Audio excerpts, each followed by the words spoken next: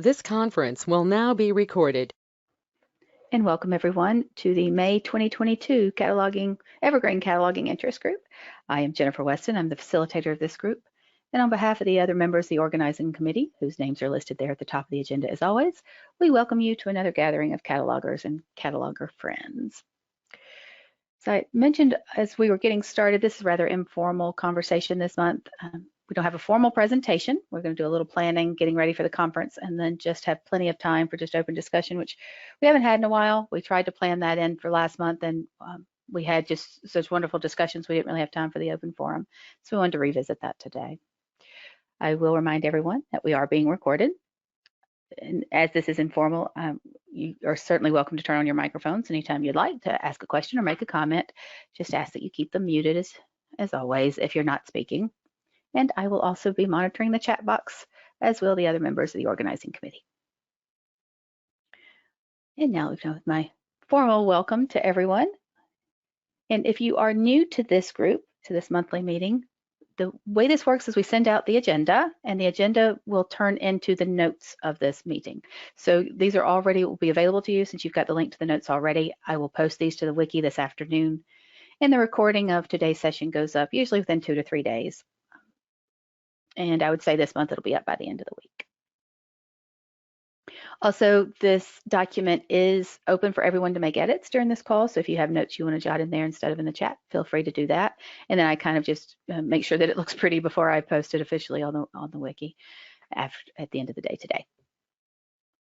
And so that's pretty much all of our logistics. We do have just a series of standing agenda items that I'll run through, a few updates, and then we'll talk about conference and any questions that you might have or anything you want to talk about. This is all for you, or all for all of us, actually. So welcome and announcements we've covered. Not an announcement that the Evergreen conference is going on in June, but the big announcement is the schedule is now available. So there's a link there. The schedule is finalized for the pre-conference, regular conference, and then of course the Hackfest afterwards. Just goes on all day on the Friday following the conference. So if you want to check out the schedule there, again, this is something we can talk about while we're together if you have questions. Any of that, you'll find, in fact, let me go there so we can have this recorded too. I'll click on that schedule link and make that a little bigger so you can see. And so what you have here, the link that I gave you there are hot links at the top that'll take you through the various days. Monday is the pre-conference, so you can see the 4 different pre-conference sessions that are there. I've got this a little later on to highlight, but one of them is the documentation interest group is doing a pre-conference. And I'll pause when we get time to talk about the interest groups to talk a little more about that. I just thought I'd highlight it here on the schedule.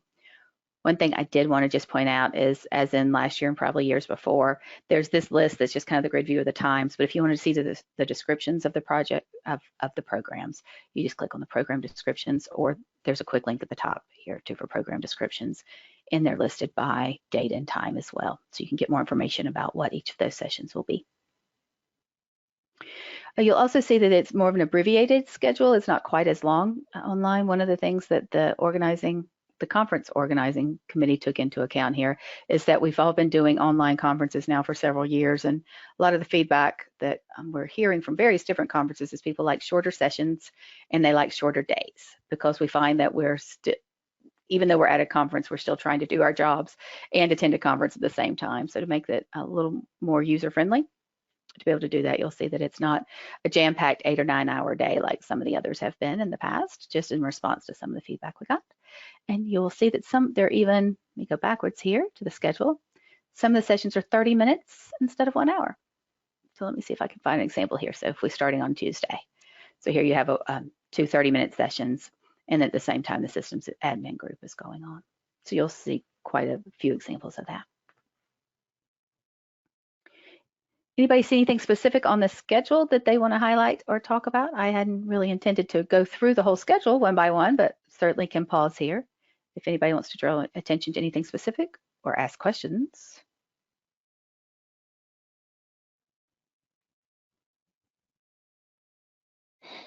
Well, I will say something about my presentation. As Great. Catalogers, the session that I'm doing isn't actually for catalogers, it's for everyone else, but it pertains to cataloging because I want to tell people in every aspect of librarianship, or library workers in general, how knowing cataloging can help them in their job. So while of course I would love to see any catalogers that want to come, this is more for non-catalogers, so you can cajole your coworkers into saying, hey, what I do makes a difference, so go to this one. Absolutely. I've always said that catalogers make the library world go round, because without us, what would you be looking at? Nothing.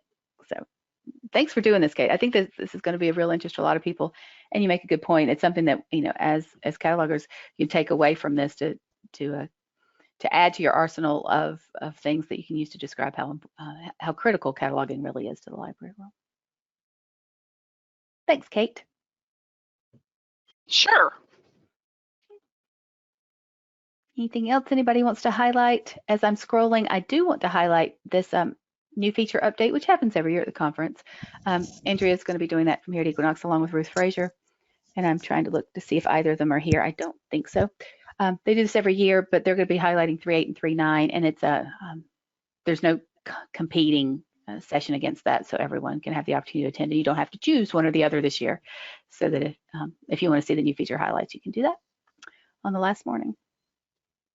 We've done some of the new feature highlights in 3.8, and we'll talk a little about 3.9, but as a group, we aren't going to have the opportunity to look at 3.9 before the conference. So this will be your first opportunity to see and hear more about that.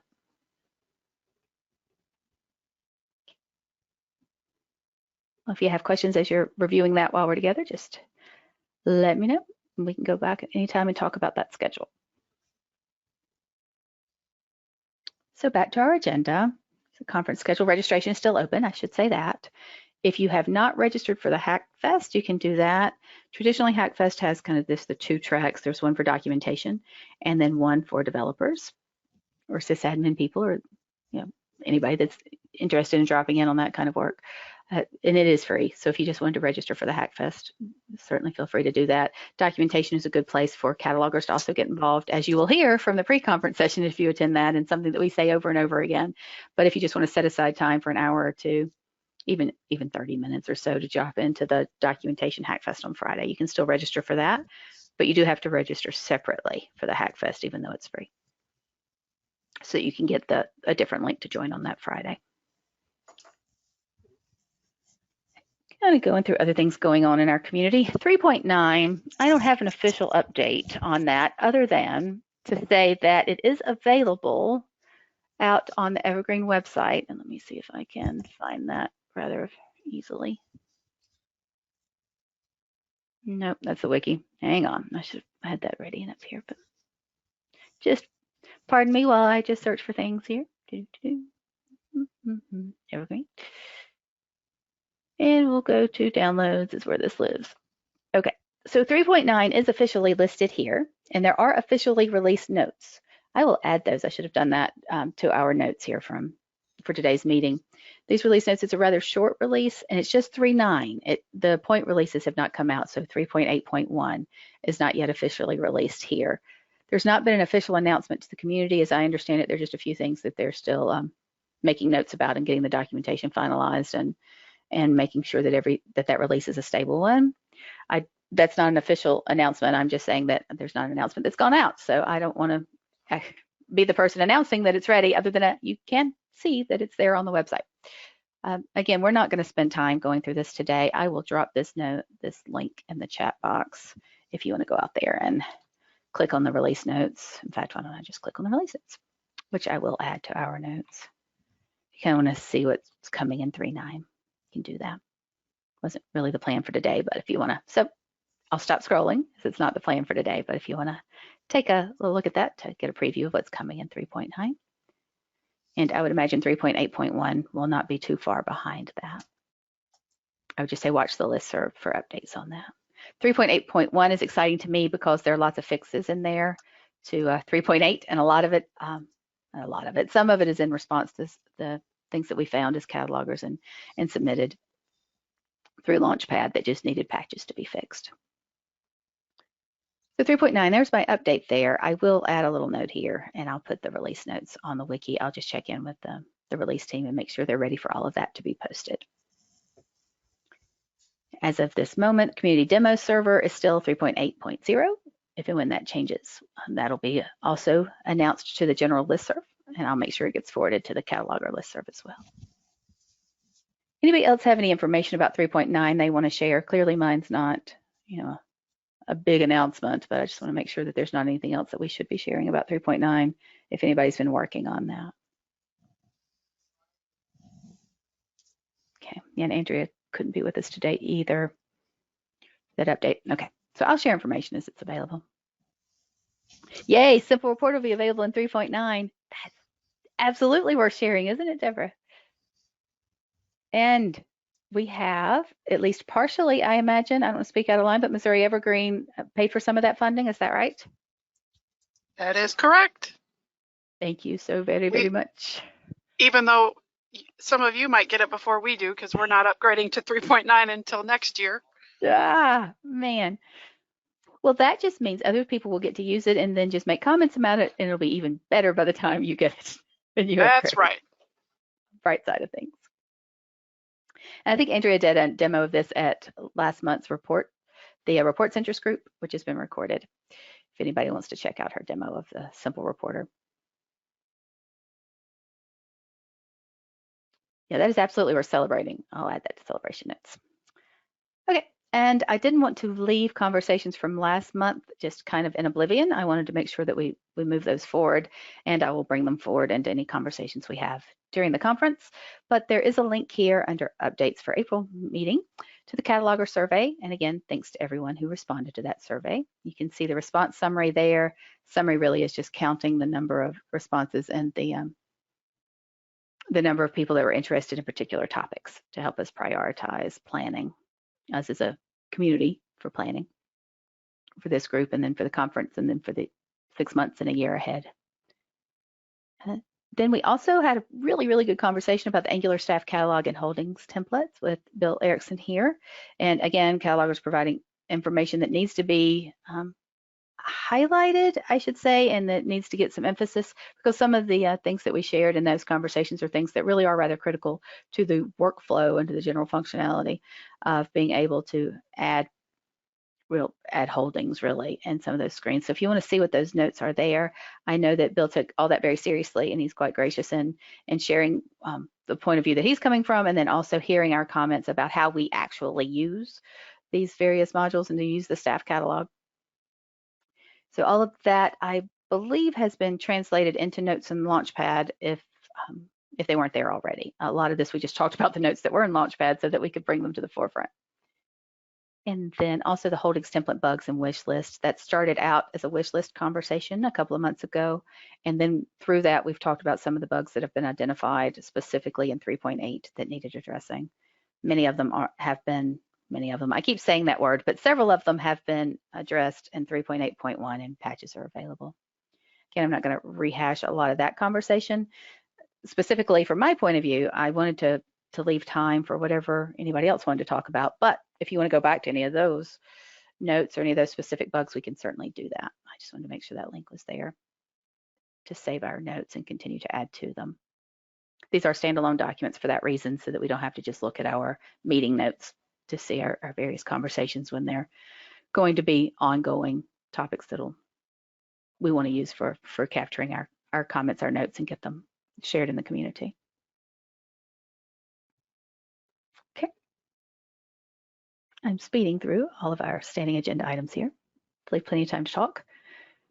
Celebrations, in addition to celebrating Simple Reporter, will be available in 3.9. One of the big announcements that came out of the general listserv in the last month has been the Evergreen Project Board has new members, and some of these are returning members to the Evergreen Project Board, which is the governance committee for the Evergreen project. And Galen and Kate and Ruth, all these are familiar names, and Chris will all be members starting, I guess, immediately. So congratulations to Kate, who's with us today. We've already said, but thank you for representing the cataloging interest on the Evergreen Project Board, Kate. I'm excited to learn stuff that's new. So I'll just add you to the agenda going forward. So if there are any updates from the Evergreen Project Board, Kate will bring them to us. Oh, goodness. Okay. Very presumptuous in that, aren't I? But if there's anything we need to know, we'll levy that relationship. which, we've been doing that with Galen for a while, but it's always good to have a cataloger on that project board too. Okay, speaking of just good to have interest in the community, we always like to highlight what's going on with the other interest groups in the community. Everybody's working hard in various different ways. I've just got the dates listed there for the upcoming meetings as the summer comes along and our libraries get even busier than ever. Some of these will be rescheduled. The conference means that some aren't meeting at all in the month of June. For example, we will not meet in June other than at the Evergreen conference. So I have gathered to the best of my knowledge the next meeting dates there. If there's anything I missed or that is incorrect, just let me know and I will update it. I will say this outreach committee, that to be determined, is because the May meeting, which was scheduled for May 4th, had to be rescheduled, and there's not a new date for that yet, but I believe it will happen in the month of, I keep saying March. How many times have I done that? In the month of May, had to be rescheduled. And it will be rescheduled sometime this month, or definitely before the conference. And I've already made a note here about the documentation interest group, that there's going to be a pre-conference session, so 2 hours to talk about documentation, the current audit project that we've talked about several times, and then how you can help. And hopefully in the next year we'll be looking not at 3.8 now, we'll be looking at 3.9 too, but to really beef up the documentation so that we don't all have to create our own supplemental stuff for these screens that are changing. And then the new functionality appears to be, it is usually documented pretty well, but it's the things that have been missing all along that we need to update going forward. Okay, and then as always, there's a link to Launchpad Bugs. And again, that's just time for us to pause if you want to click on those and see if there's anything over in Launchpad that's new or interesting that you might want to bring into our conversations, but nothing specific that I'm going to click on at the moment. Okay, I think that's it for general announcements. Anybody else have any general announcements, anything I missed that you want to bring to the group?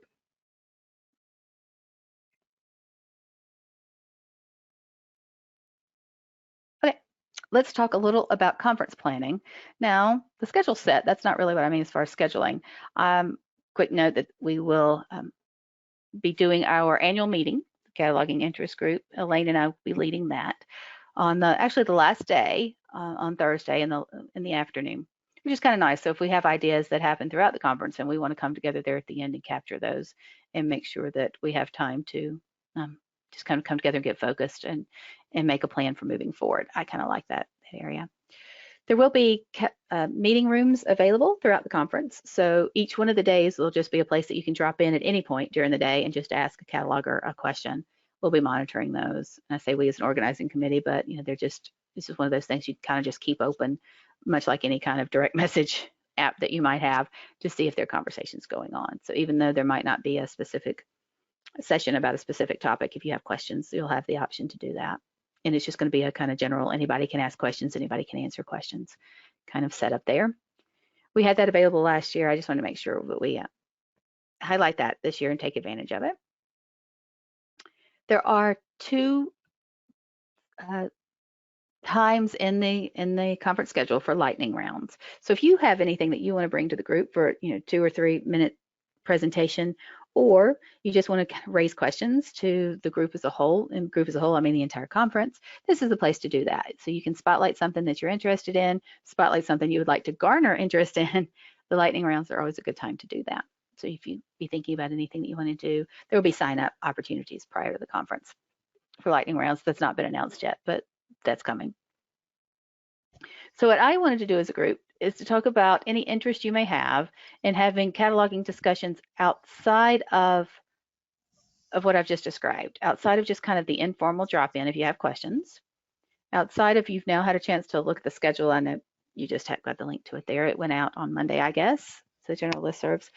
I am curious if we had times that we scheduled just for catalogers, well, that we could announce in our meeting room. I say we've got this kind of informal time, that we can all come together, but if there's something specific that you think, gosh, it would really be nice while we were all there if we could just take 10 or 15 minutes and talk about it outside of our interest group meeting, because our interest group meeting is that, certain hour time.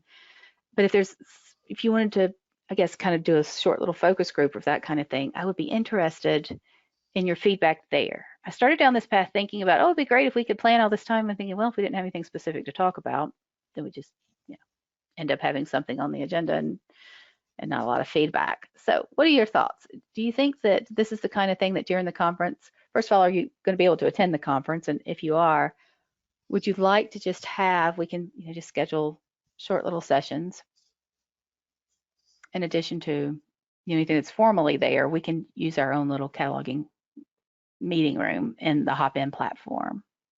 So I'll stop talking and just bring this document up to capture notes.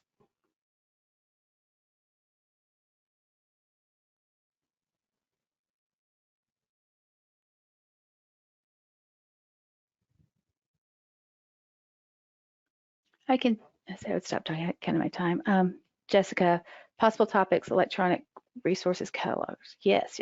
Let me copy these out over here. There you go.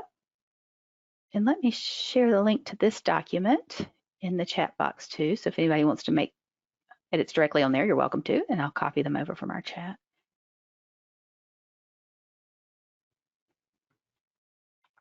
There you go.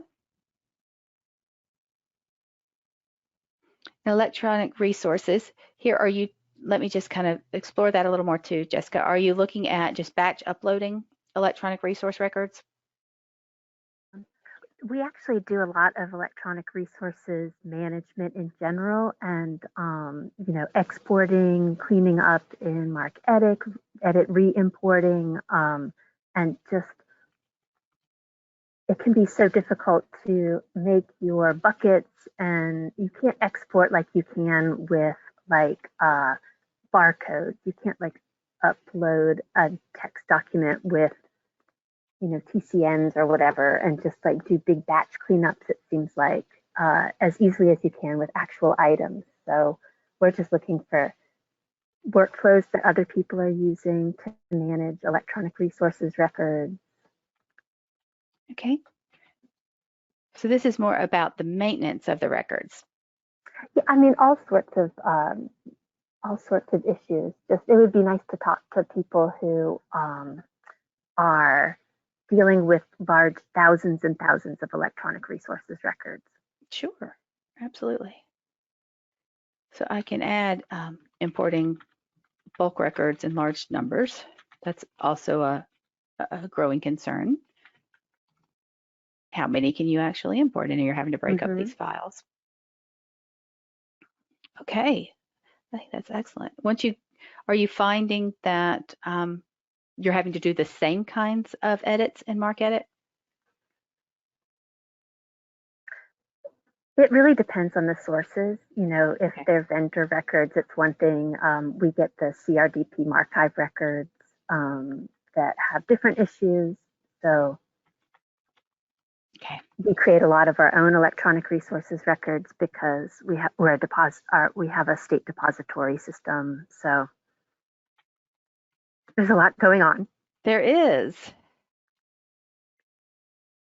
And I'm going to ask this question almost rhetorically, but I'm guessing there's not a lot of documentation in the official manual that supports this granular level of management. So I'm just going to need the documentation, community documentation. I have a question for you. Are you using the task list of functionality in MarcEdit?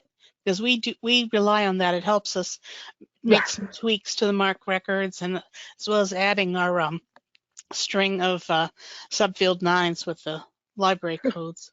Yes, we do. We do have several different little templates we use.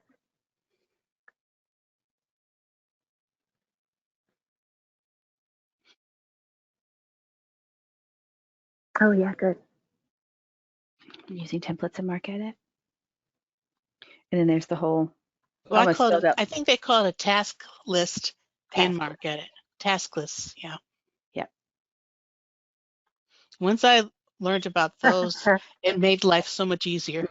They're great, and with the new French language Canadian subject headings that OCLC has done, it's been a lifesaver. I don't know if it's appropriate for something as specific as the Evergreen conference, but MarcEdit in general, I mean, it is so powerful. And I know Mhm. that, like, especially like simple regex stuff and that kind of thing.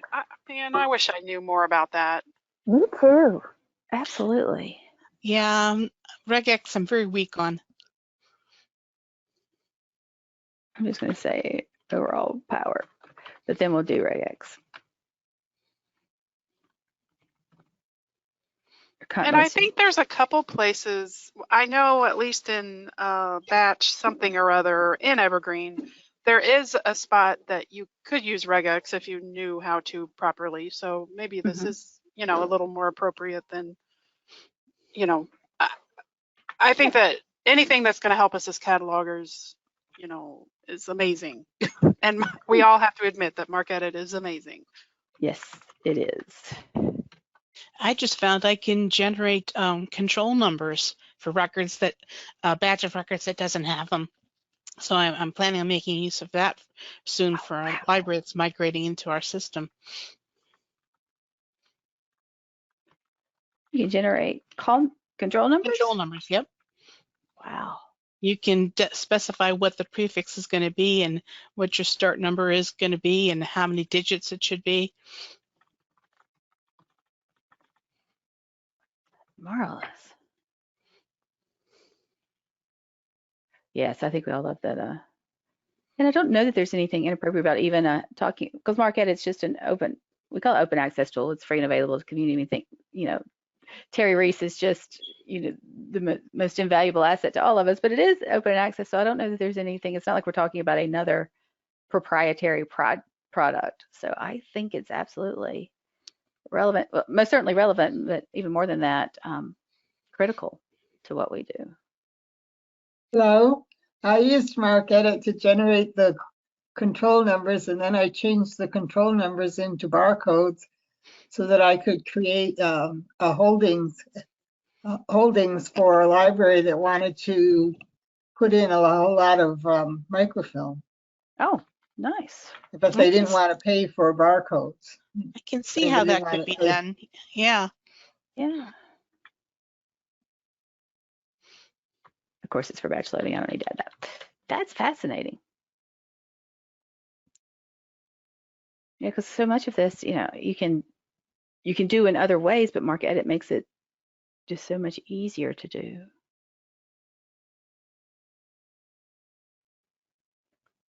And I have wondered, and I'm not even sure who the right person to ask this is, if Terry Reese is, you know, if we could reach out to him to come and do just a session just for us, and if that's something we might have to pay for, and if so, then, you know, if the Evergreen Project would be interested in doing that, or we could just look at getting that sponsored in another way.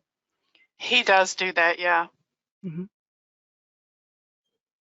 So yeah, I think we'll, not for the conference this year, but maybe next year. Yeah, so we'll take that into account, because I think what's really interesting is that clearly there are people that are using MarcEdit in really robust ways, and that you have information to share.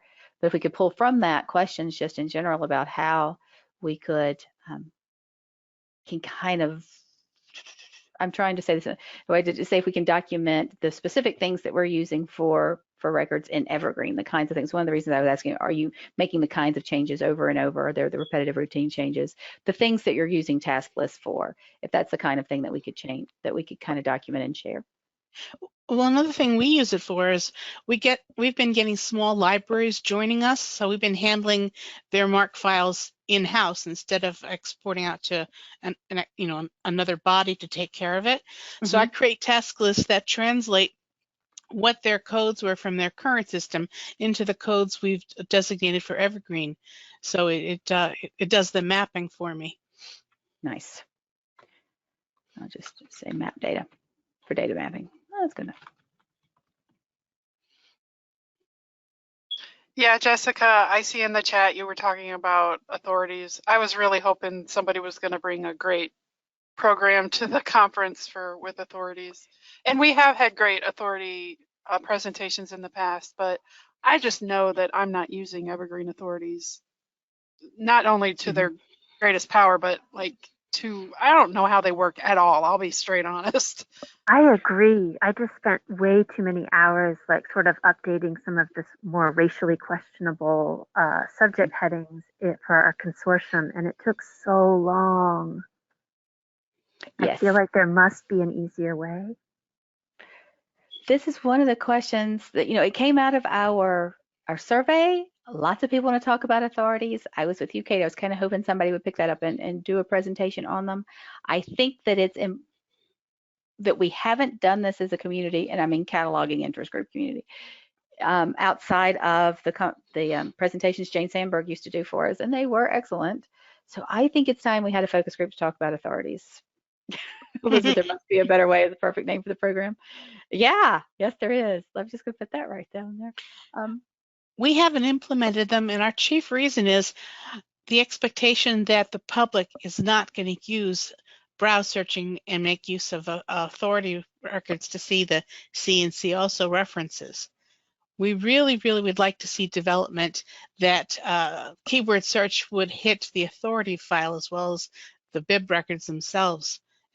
We had a system that did that way back in the day, and I think that would really break it out for us, is making it useful.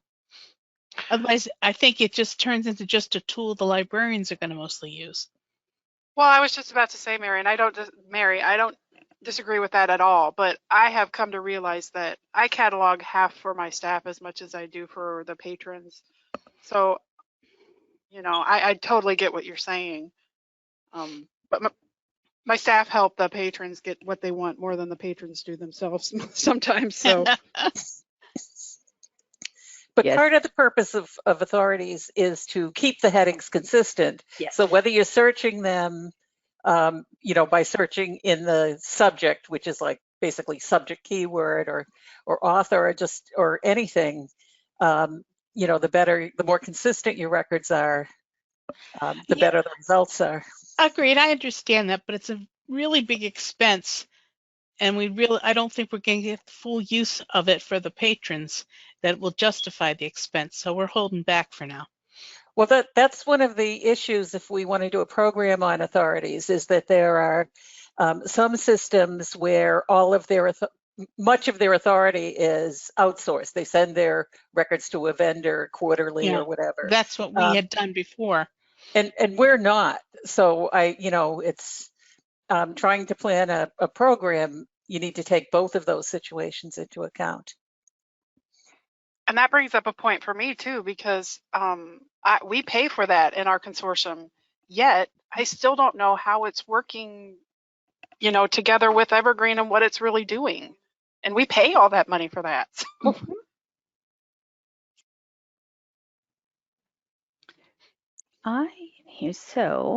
I think the reason, let me just say, the reason I talk about focus group is because of this kind of conversation. I want to continue it. I don't want to kind of stop momentum here, but I think for exactly this reason, as a program, it's not a one size fits all. The program about authorities, I'm hearing kind of consistently that either libraries aren't paying for either it's a Marchive or Backstage to handle their authority management, or if you are, then it's a matter of it's just kind of out of your hands, and that there's still just not a comfortability with what their records are doing, which means in a large extent that we're not really focused on what we want it to do. I think there are some long-standing Launchpad wish lists out there. There was some excellent work done on these a few years back. And Janet, I'm looking at you, and Mary too, that some of the work, that development funding went into improving these, but there's still so much to be done. So we've kind of got a three-pronged thing here. One, if you're using a vendor, what's kind of the workflow there? And then if you're not using a vendor, but you do want to use authorities, what can that do for you? And then the third one being development-wise, improve functionality. What do we want to see? And if we can collectively kind of come together to put some focus on that. Okay.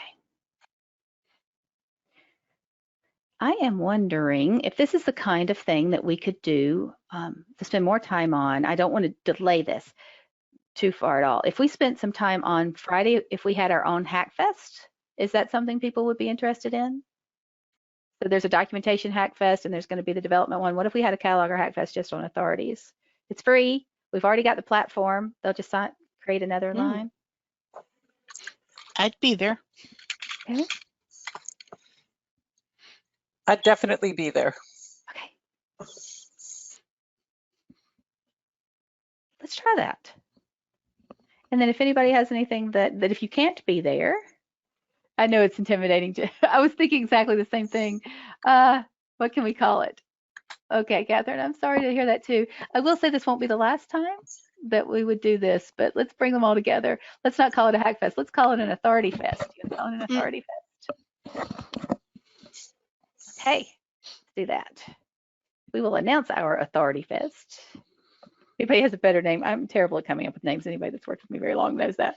So authority fest on Friday after conference. That date would be the 17th. I need to pick a time. Time zones matter. So if we get started around, you wanted to be in morning or afternoon? For those of you that said you would be there.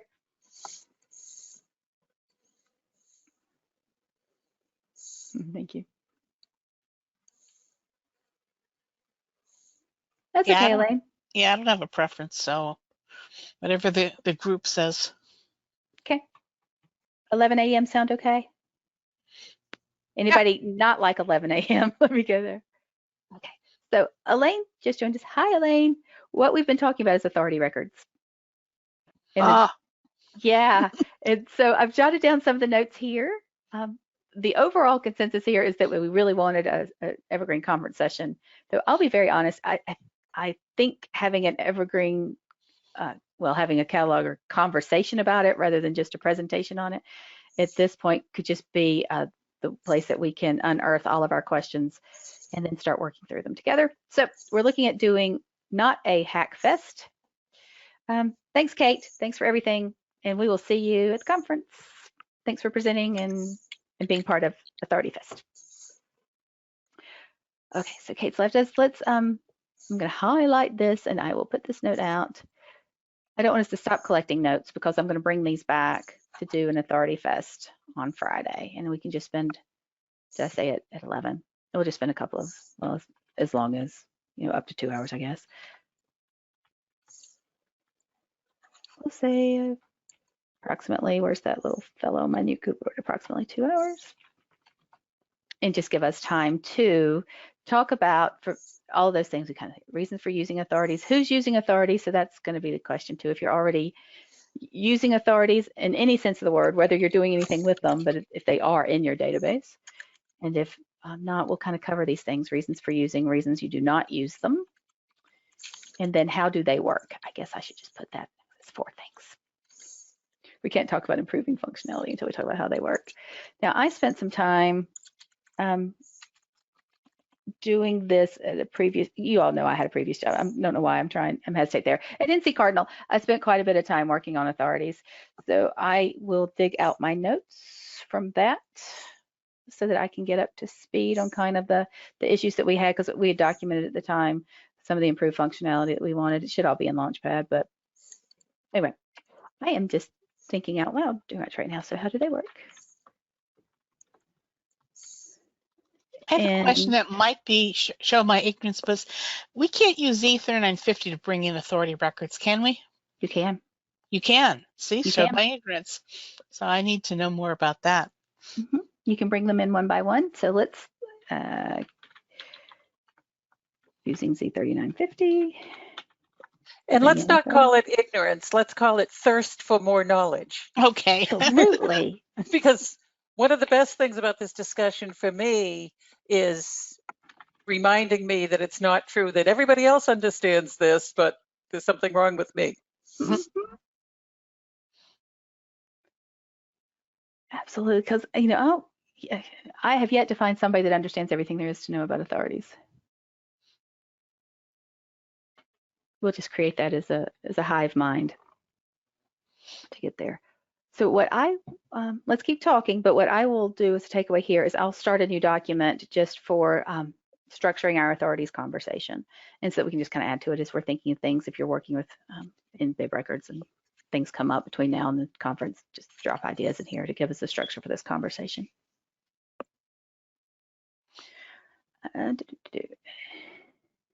Anything else we wanted to add to these notes about, I just started this separation. There are reasons to use them, reasons we don't, based on our conversations about what's going on in libraries now. But well, their service to patrons, if it is if they have see alsos where they search.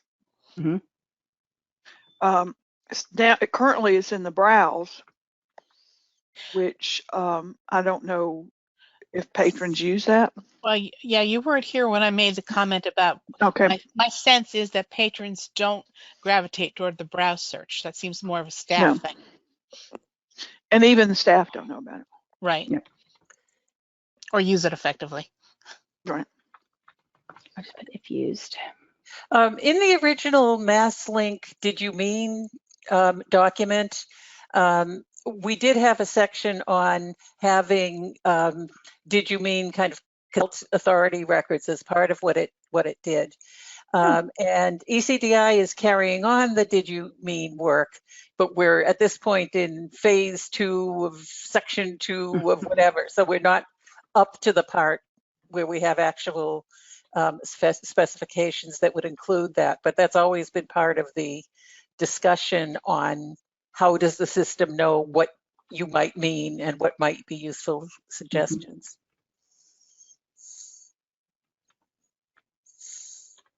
Great point. And you say that was part of the original spec, Elizabeth? Yeah, I don't remember if the original specs, I actually have them. I don't remember whether that was the description before we went, whatever, but that's part of the document that was created, and that with Equinox, we're now, working step by step. Mm-hmm. And, I mean, we're currently at having one word in what, Yeah. And that's it is. It's definitely a start. Right. Did we leave the link to the authorities in, or was it too expensive? I can't remember. I know there's discussion. It's too far ahead in the plan, I think, is the issue. Okay. That there are all these other steps that would come before that. Yeah, working up to more than one. Yeah. And not crashing the system. Yes. Those are all good things. Hmm. Yes, +1 to all of that. Don't want to ignore Catherine's question in the chat. The Authority Fest, yes, we'll have notes afterwards. I don't think, Hackfest isn't recorded. I was going to say there might be a recording, but no, we don't record those. But yeah, absolutely, we'll take good notes to share those afterwards. Everybody can attend, and we'll pick it up in July when we reconvene for our monthly meetings. You're welcome. Hi, I just have a comment on manage authorities in Evergreen. It would be very nice if you could search by the term that's not the authority record and get to the authority record. Because in Evergreen, you can only search the authority record itself. You can't search the 4XX fields. Okay.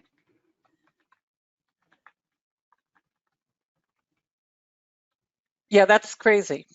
Yes, it is.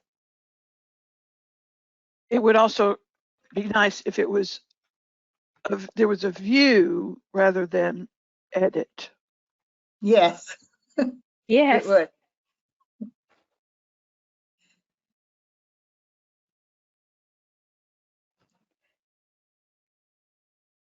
Yeah. We had a function in our last ILS that allowed us to search on a string, and it would bring up the list of all the headings that contain the string, whether in the subfield A or some other subfield, and then you could do like a global replace, and that was pretty awesome. So it went all over every place where that string appeared. You could say, okay, I want it to be replaced with this other string, and it was go through all the subject headings that contained it. That's powerful. That was very powerful. The Evergreen authority file is supposed to do that at least partially, but I think it used to hang up if there were too many records attached to it. Well, again, this is part of my thirst for knowledge. Since we're not using it, I didn't know if it had that powerful ability, but I was just scratching the surface. I didn't see it. Well, My understanding is it does.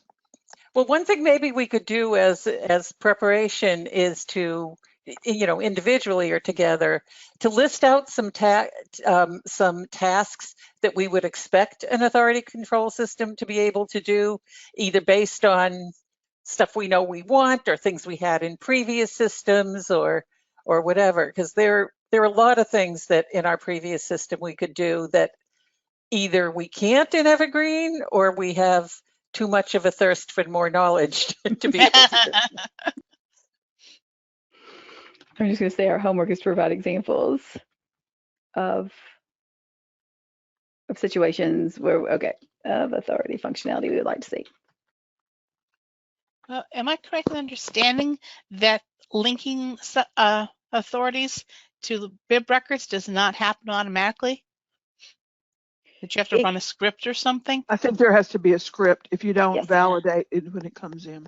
Yeah, that's that's more difficult than what our old system had. Yeah. Yeah. Of well, course, but in effect, you set it to run itself, on a scheduled basis. So it's not like you have to explicitly go run a script. No, but in my testing, I haven't gotten that far. I don't have the tools to be able to run the linkage. So that kind of holds me back from really fully testing. And that's kind of a typical Evergreen situation where there's a way to do it, but you need to have, a systems manager who can set that up, that kind of thing. Right. I can do a number of systems type things, but that's not one I've been provided access to, and I don't want to explore that on my own and run afoul of something. Yeah. Which is a very good point. I mean, well, yes, it's something that once you set it up, it just runs, of course. It's just a current job in the background. But if we can't test it, then, we can only go so far, right? Right. I regretted saying it the second I heard myself say, oh, you can just, No, but they do which is part of the, just getting people to use them too that aren't used to them. You want to hit that validate button and you want it, I also want to talk about this validate button, improved validate button. But once you do that, I mean, you can link automatically. You can do that one by one. But if you're testing, you have to set something up and then come back tomorrow and test to see what happened. Right. Another thing our old system used to do was create ghost authorities. If we didn't have an authority record waiting for it, it would at least have a placeholder set up from the subject headings. And that was handy too. You could then later link that to, bring in a real authority record and link it to it. But at least you had something. Nice. So ghost authorities. Well, I think it's really important right now to make sure that global update function works, because Library of Congress is making a lot of changes to their subject headings, and well, a lot for them. Well, it's still kind of running glacially. A lot for them, right? But still, baby step. So it's. We had some issues with ours and our authority file, and I'm not sure how long it's run, but there's a number of for the Japanese internment camps, and of course illegal aliens has been updated. So, it needs to function properly. Okay, I'm just saying let's test it and see what is and what is not working so that we can be very specific. And if we want to take time during our authority fest to do some testing. So far, no one has mentioned that when you get the authority records loaded and you get your authority records linked, well, CWMRs use Backstage. Right.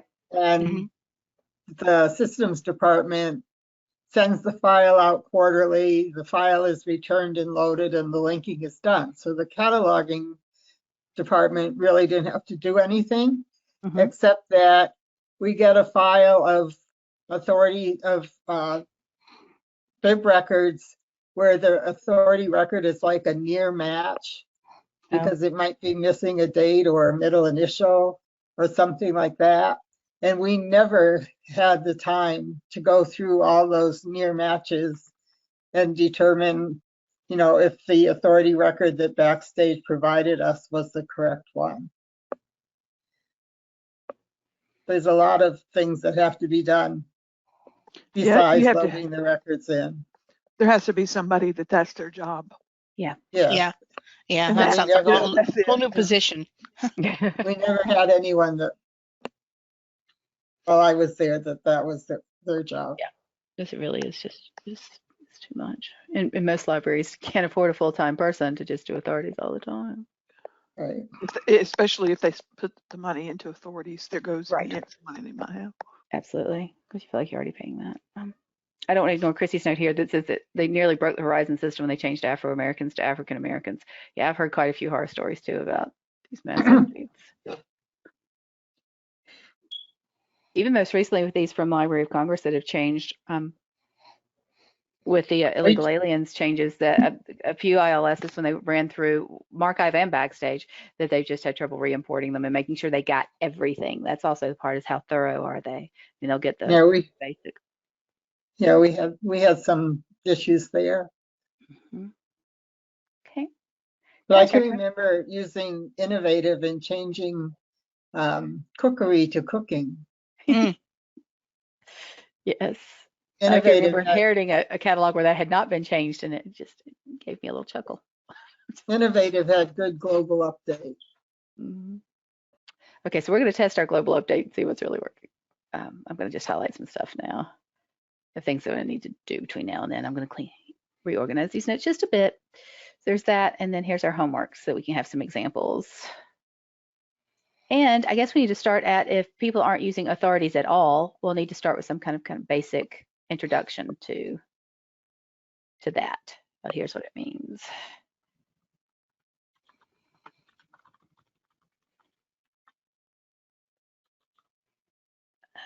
I'll just leave that there. It's good enough.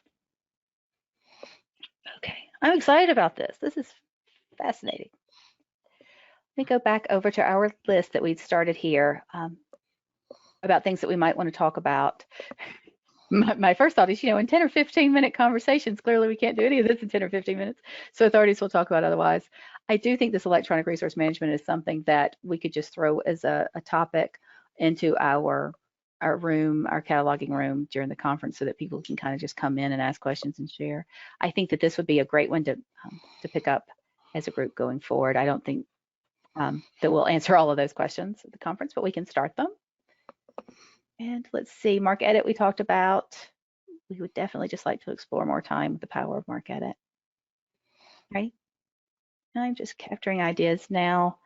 Mindful we have about 5 more minutes here. Any other just big topic you wanted for us to see how we could work that in as a discussion, or at least get started?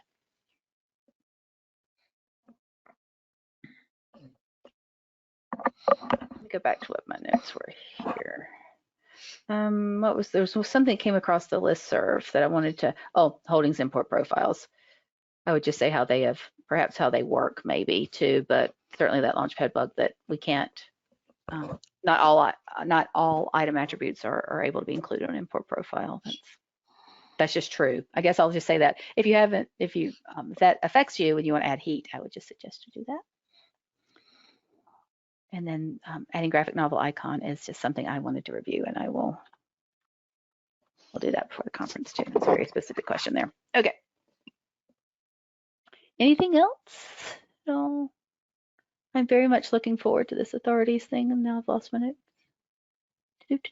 Okay, just to repeat for me as well as anybody else, all the notes we just took on authorities planning for our Authority Fest are on our notes for today, the cataloging interest group notes, primary document. I will take all this and create a new document and move it over. So that's 11 a.m. on the 17th. And that gives us more than a month to get ready for that. I act like that's a lot of time. We'll blink and it will be here. Last note there, our next meeting will be on the 16th, our annual meeting, the 16th at 3 o'clock during the Evergreen conference. After that, we'll pick back up on the second Tuesday in July, which will be July 12th. Add that to notes. Then July 12th. Okay, great conversation. Anybody have we've got a few minutes left. Anybody have a bug they want to talk about? Or you want me to throw on the notes here? Act like that's something we can do in 2 or 3 minutes, but I just thought if there's anything specific you want to add here, we know how to send those out to the listserv to draw attention to them. I have been collecting the 3.8 bugs. Those are up on our notes from last time.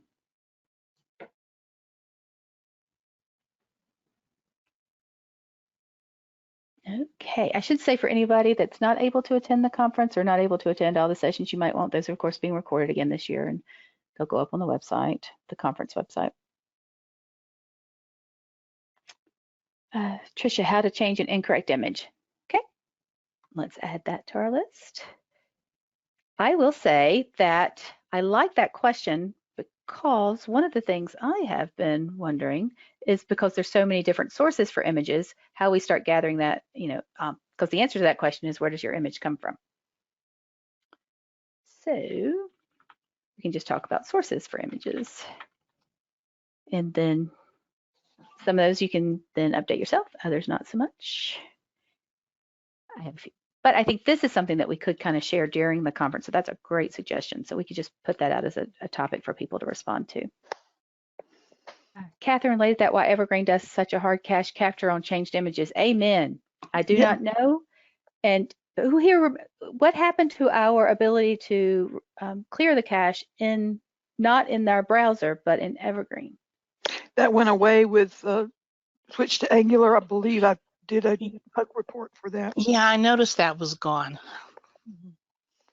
Making a frowny face. My problem right now. Can't see because it would be very ugly. Since it's a cataloger's tool, it should be available to us in the Angular catalog.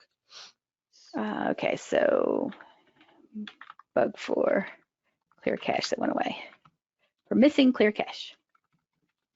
Let's see if we think there is one. I think so too. Let's see where that one is. Okay, I'll add it to that. Thanks for raising that one, because this is something that's come up quite a few times here actually in the last month, or I'm just going to say this year, because who knows? It could have been last week, last month. Yeah, so let's make this a conversation. One of these things to research before we get there, but then let's also talk about sources for images and the success you've had with some or the other. We can make that a discussion topic in our room. Deborah, I would be interested in knowing what image sources other consortiums are using. Yeah, I agree. So let's put that out there as a discussion during the conference. We were having a problem with synthetics and DVD covers, but it turns out it was on their end, because we compared ourselves, Elaine, to you guys, and you had the covers we were missing, and we had the exact same data, UPCs and everything. So it was clear that they had turned something off for us. And so Amy finally got to the bodies who would actually look at that, instead of being sloughed off by the client rep who kept saying nothing, and now our images are back. That's good. Well, I'm having trouble with synthetics. Providing a resource we can point at. Well, I'm having trouble with synthetics right now because it's taken months to correct an image. Oh man! Wow. If I can't do it, the first thing to always check to see if it has an 024 that publishers have reused for print for print books, because you can find out you have 50 things with that same 024 and they all have the same cover image. Yeah. We're trying to be mindful of those and strip them out for the books, because they are kind of bogus, but some slip through. Yeah, but if you delete them and clear the cache, it may automatically update to the correct one. We play with the order of ISBNs too. Sometimes that helps, and if you make them X instead of A, and put the one that's A at the top. Right. But there's sometimes the image is just wrong from the vendor, so you've got to contact the vendor to change. Okay. I also see Tricia's just added a note here. They've been struggling with these images. She has an example. There's a wrong image in the staff client, but it's correct in the OPAC. Do we think that's just a cache issue? Yes, it is. Okay. Because sometimes when I correct one, it'll be correct almost immediately in the public facing OPAC, but it can take 24 hours or more to correct in the staff client. You can clear your browser cache repeatedly. If you want to Sign do off, that. sign back in. Yeah. That only helps. That only helps you. Right. Yeah. Well, but it clears it. Sometimes it For does troubleshooting. Yeah. troubleshoot, because like if you send it, and then if you send it to somebody else and say, hey, take a look at this, it might be right for them, but not for you. So it just depends on what's going on. Right. Okay. I have to say that it's top of the hour. It's been a great conversation, though.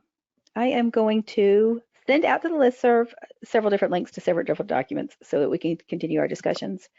We've got some good notes for just chats. How that will work is we've got that chat room during the conference that we can just post topics that people can respond to during the day.